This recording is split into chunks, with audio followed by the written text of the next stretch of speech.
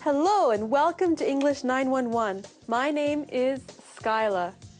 This last week, I got to spend many wonderful hours reading your questions, and I'm very happy to receive them. Thank you for sending them in. So now though, for today, let's see what our first question is.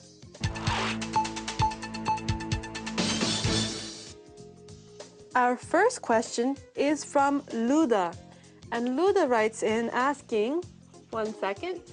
She says, what are polite questions in English? For example, is tell me your name please polite? Well, Luda, here's the thing. It is polite, but it's not really polite. The politest way of writing a question would be to have an embedded question. For example, well here, let's write in, tell me your name, right? Tell me your name. In English culture, we would call it an indirect culture. We love to ask questions in a roundabout way. For example, the really polite way of saying this would be like, would you mind? Or there are other ones, one second. Would you mind telling me your name, please? Or if you don't mind telling me your name, I'd like to know your name. Would you like? I wonder if you would be so kind as to tell me your name. Those are considered polite ways of asking a question. However, if you just say, tell me your name, in English it sounds like an order. Even if you add please on the end, it sounds like an order. And we always want to try and be polite in whatever language we're talking in, correct?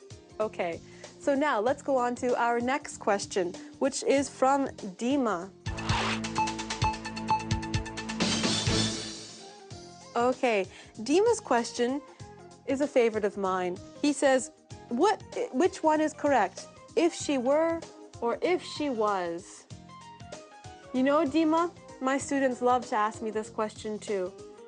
Mainly, this is because one is formal and always correct, and the other one, if she was, is used in informal speech.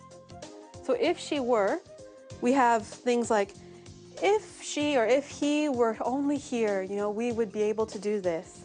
Or if I were you, I would ask them, right? If I were, if she were, if he were. This is always correct, okay?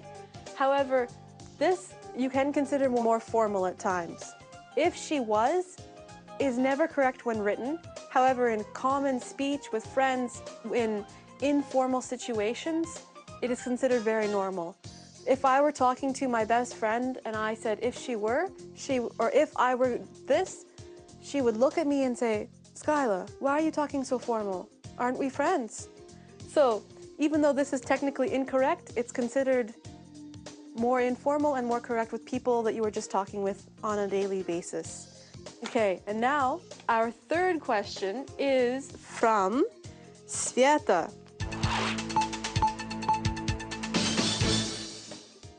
And Sveta's question is a fun one. She asks, Skyla, when can I use me either and when can I use me neither?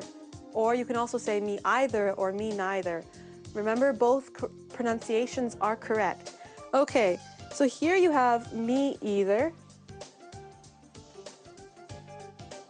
And then you have, whoa, let's make that an E, an actual an E. There you go. And you have me neither.